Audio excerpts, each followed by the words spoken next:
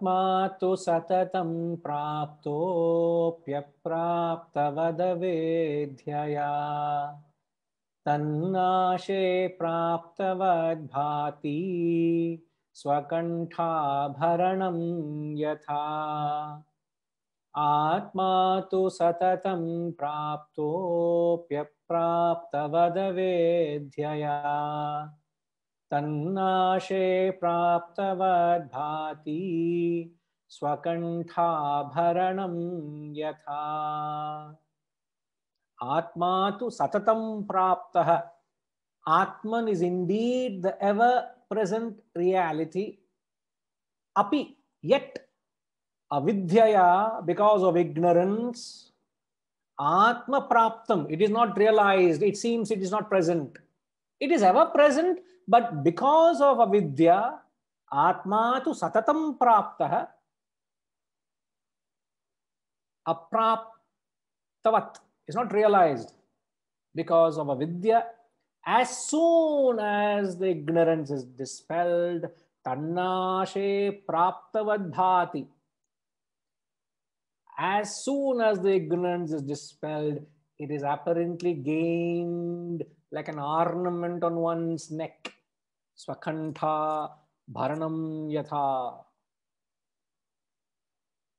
It seems to be gained. It's apparently gained like an ornament on one's neck. Now, I don't want to get into the subject, but Adi Shankaracharya is not giving us any chance, Setuji. He is bringing us back to this topic again and again. Correct, Seturamanji? What is the topics Adi Shankaracharya is bringing us back to?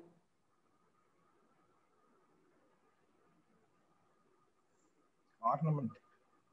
Yeah, who wears ornament?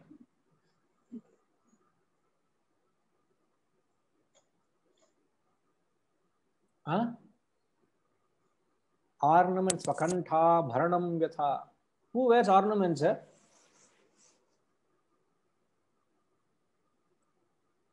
The ladies in the house only wear ornament, no? Yeah. So the lady created tantrums. She became hysterical. She turned upside down because she wore a necklace that morning to a function, and for some reason she didn't find it, and she created hoo-ha about it. She called all the servants in the house. Everywhere she searched, and the servants couldn't even utter a mouth because they have not seen it, and they don't know what is she talking about.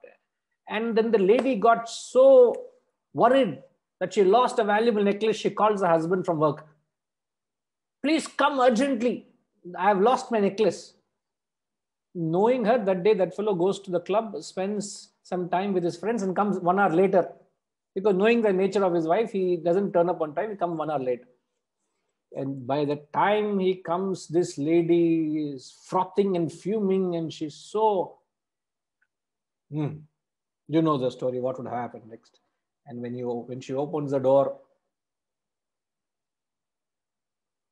she receives him with all that frustration.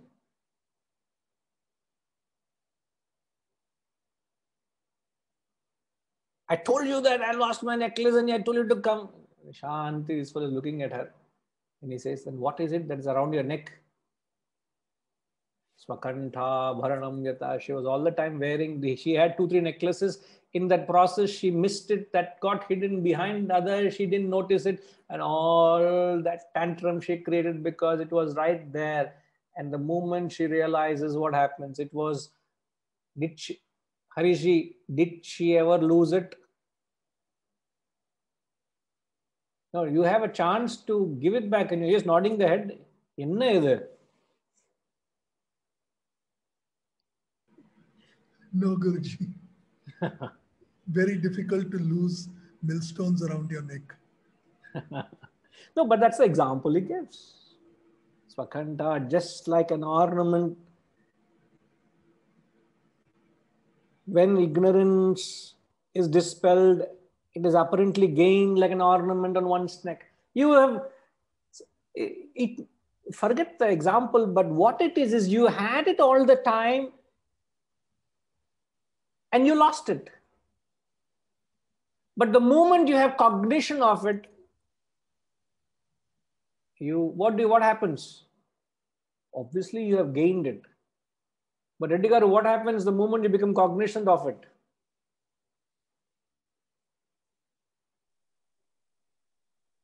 So your ignorance gets dispelled. Obviously, yes, ignorance is dispelled is the same thing as you become cognizant. What happens when you're cognizant of it or when you become aware of your ignorance? You feel shy and you realize that you made a mess out of it. How stupid I have been all this while. Isn't it? How childish, how small. Isn't That's it? true. Yes. And we all experience that in our lives, isn't it? You know, when you had it with you, it is ever present and you did not know it. It's just that not knowing of it is creating all the issues. Therefore, the knowledge alone is an antidote for ignorance. Nothing else can dispel ignorance but knowledge. If you're going through the troubles and tribulations of life is because of ignorance, and the only thing that can dispel it is knowledge and knowledge and knowledge. That's the reason we are harping on it. It's not that we have nothing else to do. The importance of knowledge is very, very paramount. Yes, Badriji. There's a beautiful dua that I learned in school in Hindi, which reminds me of this. Okay, please. It goes like, Kasturi kundal basai mragadunde banwahi jaise ghat ram hai dunya dekhe nahi. So the mud deer is running around the forest saying, where is this lovely smell coming from? Where is this lovely smell coming from? Where all the while it was coming from its own body. That musk smell. So just like people go from this temple to that temple seeking Ram, and Ram is always inside you. It's exactly says the same thing. The famous Kabir Doha. You're right. And the deer goes running helter-skelter in the forest because it is attracted by the scent of the musk. And actually, that musk is actually produced from one of the organs. The gland. The musk gland. You know? And it doesn't realize it's coming from within. It's going helter-skelter. It's a beautiful dua. Yes, you're right, Badriji. You know? So all our lives, you know, that's what the famous quote by Arthur Schopenhauer, the German philosopher, you know, he says, it is difficult to find happiness in oneself. Arthur Schopenhauer says it is difficult to find happiness in oneself. It is impossible to find it anywhere else. And yet all through our lives, we are searching it for somewhere else than oneself. Alas. Why? Avidya. You think it is in your property, you think it is in your business, you think it's in your family, you think it is in the world out there, but not within. Christ said the fountainhead is within you. So, and yet you and I know it, and yet we go outward. It's not that you do not know. You know it, isn't it? In fact, as Badriji says, we are very poetic about it as well. Not that I'm getting a pun at you. You're rightfully so. It is so beautiful. There's so much knowledge. We know it. And yet, Vijay Raghavanji, what's happening? There's so much of knowledge. And yet, what's happening? One more thing occurred to me, Guruji, is that the revelation is sudden. And it's such a relief.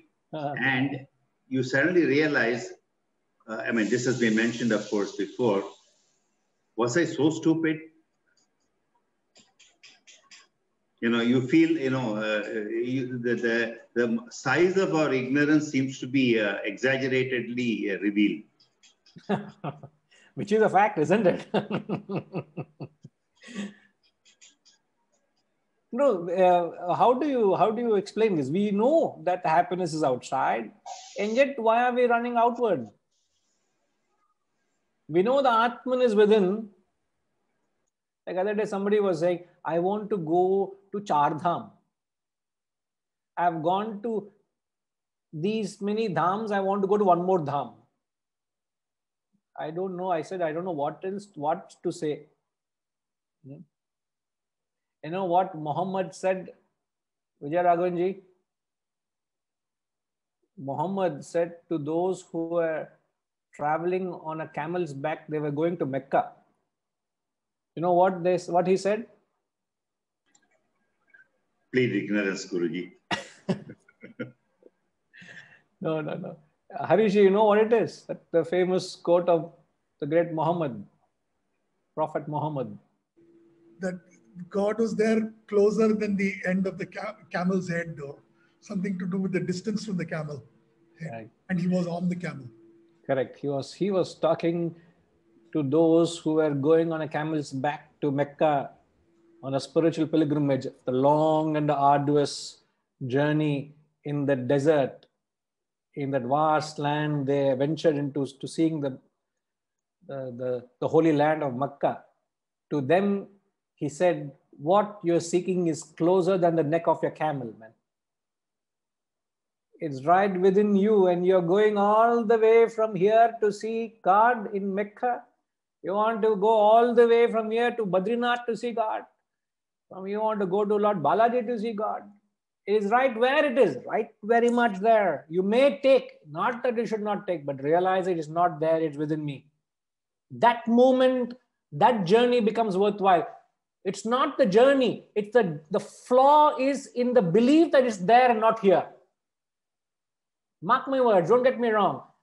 The flaw is in the belief that it's there and not here. But if you can take the journey with the understanding that is right within me, you can take the journey. I'm not taking the journey to realize. I'm taking the journey for the sake of taking the journey. But the realization is right here. Understanding is right here. It is here. The moment that dawns onto you, nothing wrong. You can do anything on the earth. And that's the most difficult thing. The most difficult thing to do is to convince you that happiness is not in the outside world. To convince you that God is not out there, is within you. This is the most difficult thing at the relative level and absolute level. To convince you is impossible. Even Swayam Narayana comes, he can't convince you. And yet you will nod the head. Yes, I understand. But you will still continue to do. Isn't it, Gayatri Ma? To convince you that happiness is not in the outside world, to convince you that God is not in the outside, relax, is within you. It's impossible to convince you. It's very difficult to change that mindset. Enna Gayatri Ma? Yes, we always say that God is within us, but still when we go and see the divine everything, we see the God outside. We'll never think that it is within us. Very, very difficult to come to terms with, and come to believe in it, come to experience it and realize it. Very, very true. So the verse has a very pertinent point. He's saying, Atman is indeed an ever-present reality, yet because of ignorance, it seems not present. It's like a blind man standing on a midday under the sun. He feels the heat, but he doesn't see the light. Because he's blind. The sun is there, basking. You will be burnt. You will have a suntan very soon, and yet he doesn't see it because he's blind. He feels the heat, but yet he doesn't see it. You know that the truth is there, but yet you don't perceive it. You don't have the eyes to see it. You know, even in a relative sense, even in philosophy, we keep understanding. We keep experiencing this. You know, you have a certain, you know the concept, you've heard about it. But after you have studied it 10th time, 15th time, after somebody has explained to you after a few times, then it strikes you. But you knew it all the while. It's not that it's an alien concept to you, but suddenly it strikes a chord with you. Now I understand, sir. And then you go back to the teacher and say, sir, Guruji, why didn't you tell this to me earlier? I've been saying the same thing again and again. It's just that it struck you now. It's not that I have not said this. You know it, yet you do not know it. So what is the difference we are trying to get here? The difference, what the verse is trying to convey, is the difference between knowledge and wisdom. Whenever the verse uses knowledge, it means wisdom, sir. Not theoretical, please. Whenever the verse uses vidya, they only know as wisdom. They do not know the difference between theory and practice. We have created a difference between theory and practice. In pure Vedantic study, there's nothing as theory and practice. Isn't it, Hariji? As we often told, if you seem to know it, if you claim to know it, you must live it. If you don't live it, zip your mouth. You don't know it. I learned this phrase from my daughter. When she was a little girl and she used to go to kindergarten, and when she used to come back, and she said, my teacher told us to zip our mouth. Zip your mouth, she said. And I learned this phrase from her. Thanks to Vaishnavi, I learned this phrase. Zip your mouth. I remember very well she used to say, zip your mouth. Isn't it, Vijaya? Zip your mouth. Because too much noise, these kids, the teacher has don't know what to say, how to keep them shut. Zip your mouth. Don't open your mouth. Keep quiet. So if you do not know it, you will not live it. If you know it, you live it. So the disparity between knowledge and ignorance, knowledge and wisdom is very, very evident in our lives. Isn't it, Vasantama? The disparity between knowledge and wisdom. Yes, Guruji. So what keeps changing in the course of your spiritual journey? The conversion of knowledge to wisdom. Slowly. Conversion of knowledge to wisdom. So what happens? The bridge between the knowledge and wisdom, what happens? It narrows. It narrows. And narrows, and what happens? You become more towards wisdom. What is happening? You see my hands, no? As I'm talking to you, I'm doing a little drama also. So there is no disparity between knowledge and wisdom is there. It's reduced. Slowly reducing. I don't know how sharp is your camera, but then slowly what will happen? It will disappear. It will become namaskaram. So when you do namaskar, what are you doing? What does namaskar mean? Your ego is destroyed and you see the self. When I do namaskaram to you, what does it mean, ma? You surrender. Surrender? Is it surrender? When I say namaskar to you, am I surrendering to you? No, Guruji, no. When you namaskaram to your guest who's coming to the house, you say surrendering to them? You say it is actually what I understand is the spirit in you and me is the same when you do a namaskar to another person. The spirit in you and me is the same. There's more to it, isn't it? It is indeed, the spirit is the same, the Atman is the same, there is that oneness. I'm just trying to find a meaning to this little drama I was doing. Now the disparity between knowledge and wisdom comes and they merge. So Harishi, what does namaskar mean? It's a salutation, and that salutation you give because your ego is not there in the way.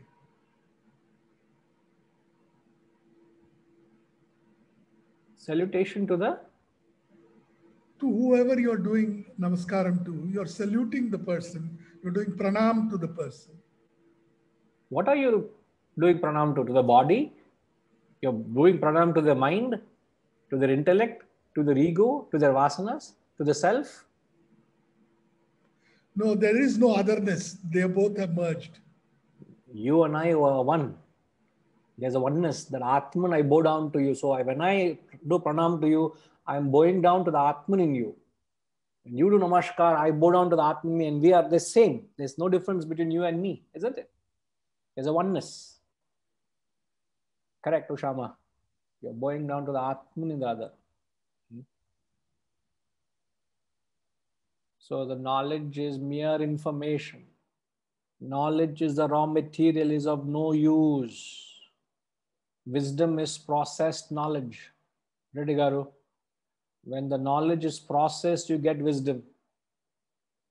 When a knowledge crystallizes, you get wisdom.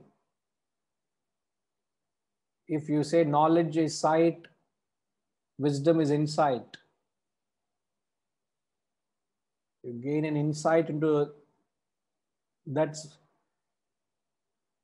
knowledge is words. Wisdom is something beyond the words, in between the words.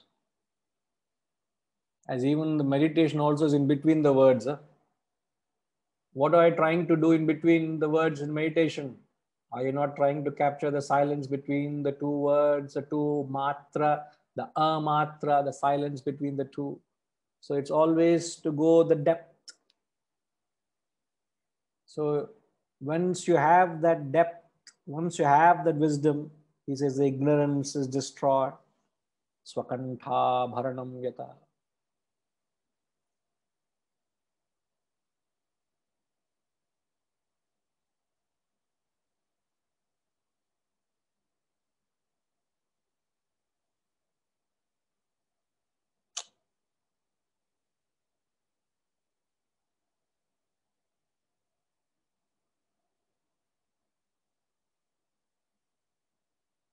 All right. We'll come back and continue.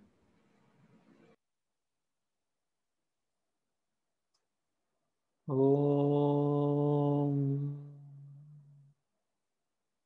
Purnamada Purnamidam Purnat Purnamudachyate Purnasya Purnamadaya Purnamevavashishyate. Om Shanti Shanti Shanti. Harihi Om. Shri Gurubhyo Namaha. Harihi Om.